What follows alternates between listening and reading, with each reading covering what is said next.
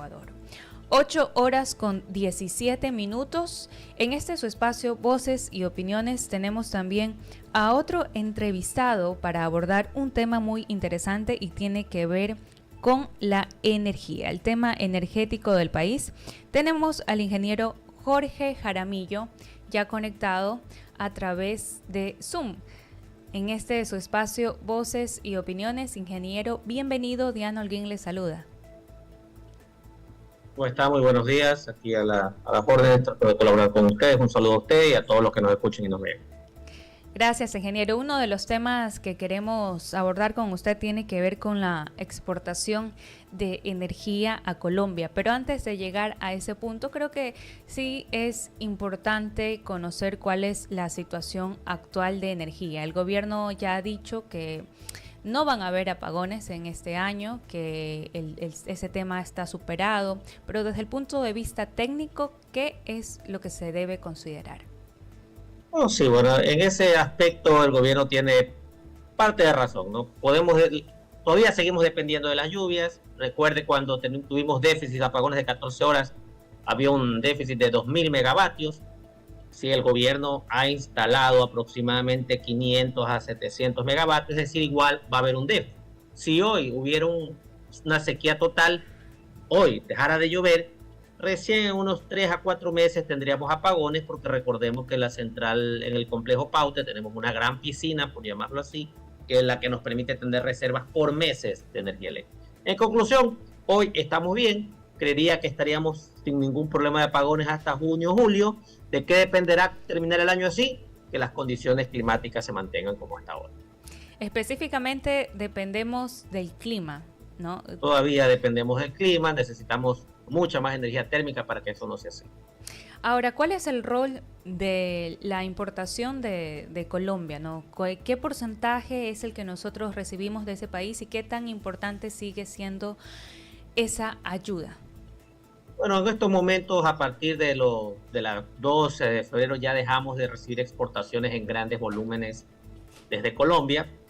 Sí se hacen exportaciones puntuales en ciertas horas, pero ya no por necesidad energética, sino por liberación de excedentes. Tanto Colombia como nosotros tenemos excedentes. Entonces, eso no pasaba en Ecuador hace mucho tiempo, que tengamos un excedente energético. Y fue que nosotros tuvimos la oportunidad de exportar hacia Colombia, ¿no? Desde el 13 hasta la actualidad exportamos pequeñas cantidades de energía a Colombia, que eso es un mensaje de que estamos con excedentes energéticos. ¿Y por qué exportamos si Colombia también tiene excedentes? Porque nuestra energía es más barata, es proveniente de hidroelectricidad, la energía de Colombia es térmica, y ahí vino la confusión, pues no, llámelo que le damos energía a cambio de energía, aunque nuestra energía tiene un precio, o por cruce de cuentas, o si alguien quiere decir que es una transacción comercial y el presidente dijo venta y ahí vino todo el alboroto por la palabra. Pero la realidad es que sí se están dando exportaciones. Esa parte creo que hay que detenernos para justamente explicarla como se debe, porque históricamente nosotros sí le hemos comprado energía a Colombia, es decir, hemos importado energía, pero en las declaraciones que salieron a la luz hace unos días atrás, el presidente y la ministra enfatizó en que sí, en que nosotros llegamos ya no solamente a comprarle, sino también a venderle energía, pero esto fue desmentido por el gobierno colombiano. Entonces, ¿cuál es en realidad esa figura que hay que tener en cuenta y por qué hubo ese malentendido? Bueno, en realidad no fue totalmente desmentido porque el Ministerio de Energía de Colombia en su página oficial le cambió el nombre. Y sí estamos recibiendo transacciones energéticas con Ecuador y esas transacciones energéticas tienen un precio. ¿Cuál es la diferencia? La diferencia es que cuando nosotros importamos de Colombia firmamos un contrato porque estamos urgidos por energía eléctrica. Entonces se firmó un contrato, entonces es un contrato de compra-venta y ese es el nombre técnico. Hoy lo que hay son transferencias de excedentes.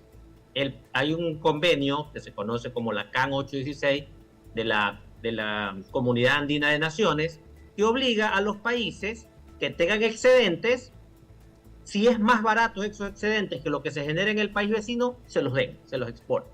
Y ese excedente tiene un precio. Entonces nosotros le dimos un excedente que Colombia lo ha comprado o lo ha descontado de deudas debido a que nuestra energía es más barata en comparación a la térmica de ellos. Entonces vino también el tema político de Colombia, pues es difícil para Colombia decir, estoy comprando electricidad. Su gente se va a alarmar, ¿cómo es esto que estamos comprando a estas alturas? Entonces yo también creo que había un tinte político. Ellos dieron en su comunicado que han hecho transacciones energéticas a Colombia, desde Ecuador, y publicaron en su página web el precio a lo que nos están dando o cruzando cuentas por esa transacción. Entonces llámelo venta, transacción, un juego de palabras, pero el mensaje era que teníamos energía en estos momentos hasta para enviar. Ahora, si esto está contemplado dentro ya de un acuerdo, como en este caso de la CAN, ¿es algo que ya se ha hecho antes o es algo que por primera vez ocurrió? Ecuador sí ha enviado excedentes a Colombia. En el 2023 sí enviamos un porcentaje excedente por junio, que todavía tenemos algo de energía. De ahí no lo habíamos hecho desde el 2021. Entonces, después de casi 3 años, 4 años, a excepción de lo que pasó el año pasado, comenzamos nuevamente a tener excedentes energéticos. Entonces, eso es lo positivo de la noticia, ¿no? Que después de un año de vivir con apagones y eléctrica, tenemos energía hasta para enviar. Llámelo usted trueque, cruce de cuenta, transacción, como usted quiera, ¿no? Ahí alguien decía, no, es por mantenimiento de las líneas. Recordemos que las líneas entre Colombia y Ecuador estuvieron abiertas. Acuérdense que estuvimos rogando a Colombia que nos envíe energía y no pasaba ni un megavatio durante 3 meses. O sea, una línea energética no necesita que esté todos los días pasando energía solo por mantenimiento. Si estamos enviando energía porque tenemos un excedente. Insisto, llámelo como guste, pero ese excedente tiene un precio y hay un cruce de cuentas. Y esa es la confusión.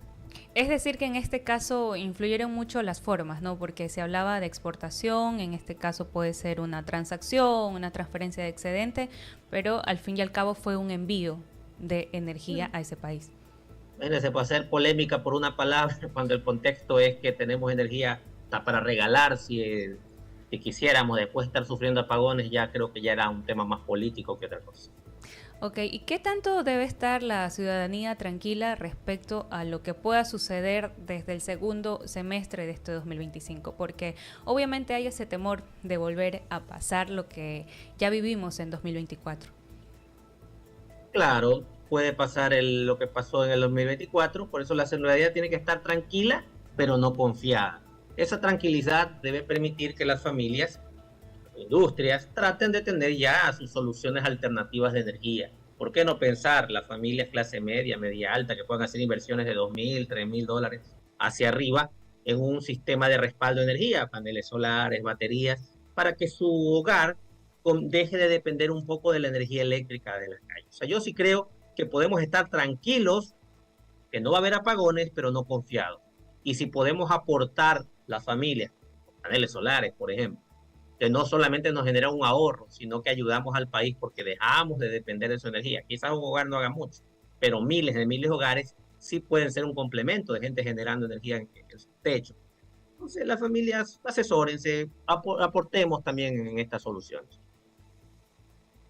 También causa curiosidad, no sé si haya alguna data que pueda respaldar la siguiente respuesta, pero es ¿qué tanto los ecuatorianos hemos hecho conciencia respecto al ahorro energético a partir de una crisis tan grave como en la que estábamos hasta 14 horas continuas sin energía?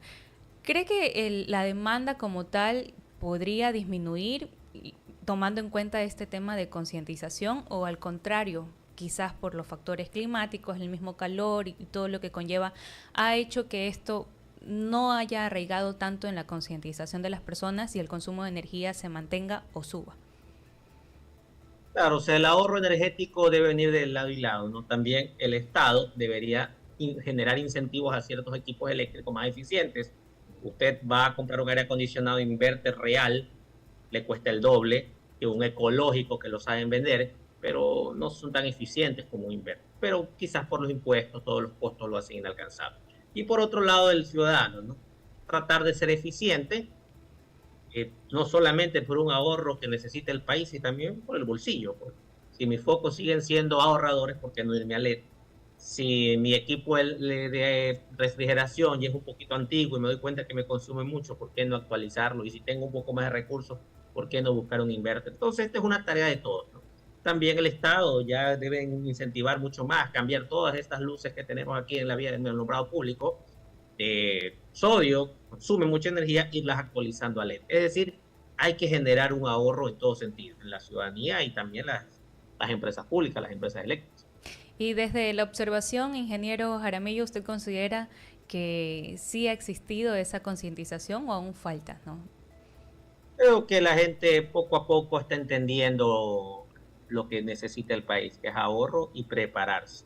Todavía falta mucho todavía vemos falta de concientización en ciertas instituciones públicas, educativas, donde los aires acondicionados quedan encendidos en las aulas. Quizás hacia allá tenemos que ir apuntando el Estado, pegarle un empuje también a sus empresas públicas, buscando motivar la eficiencia energética. Y los hogares creo que tienen que entender, quizás a ellos sea un poco más fácil hacerles entender que el bolsillo se va a sentir más aliviado si comenzamos a ser más eficientes a la hora de pagar una planilla. Nunca serán suficientes, falta seguir incentivando ahorros, pero creo que vamos en ese camino. Totalmente, es algo que no solamente debe nacer de la ciudadanía, sino también obviamente de políticas públicas que puedan ir acompañando esto a través de también campañas y bueno, también en este caso de un buen equipo, ¿no?, de parte del gobierno para poder paliar nuevas crisis como la que hemos vivido el año pasado. Sobre esto, ya como una última consulta, ingeniero Jaramillo, las acciones que ha emprendido el gobierno respecto a la implementaciones de nuevas centrales tipo de emergencia, además de las barcazas, todo esto de una u otra forma daría esa tranquilidad para las próximas, el próximo periodo de sequía. Todavía tiene que seguir el gobierno incentivando más. Yo tengo entendido que han sacado 500 megavatios más a concurso. Eso de ahí va a demorar, siquiera tendremos a fin de año. Así que, insisto, seguimos dependiendo del clima. De que el gobierno se está encaminando. Y una forma también de encaminarse es abrirse del mercado, es decir, permitir que el privado comience a ingresar, seguirlo incentivando para que este país no dependa solo de lo público. En el Ecuador el 99% de energía eléctrica viene de empresas públicas, cuando Colombia tiene un 40% de participación privada, Perú tiene un 60% de participación privada. Entonces, algo estamos haciendo mal, que estamos concentrando todos los huevos en una misma canasta. Entonces, hay que incentivar también más presencia del sector privado. Todavía hay lecciones que aprender en todo caso. Sí. Muchísimo camino por recorrer todavía, pero hay que comenzar. 8:29. Queremos agradecer al ingeniero Jorge Jaramillo por habernos acompañado para hablar de un tema tan importante como es el tema energético y bueno, la invitación también para más adelante seguir abordando temas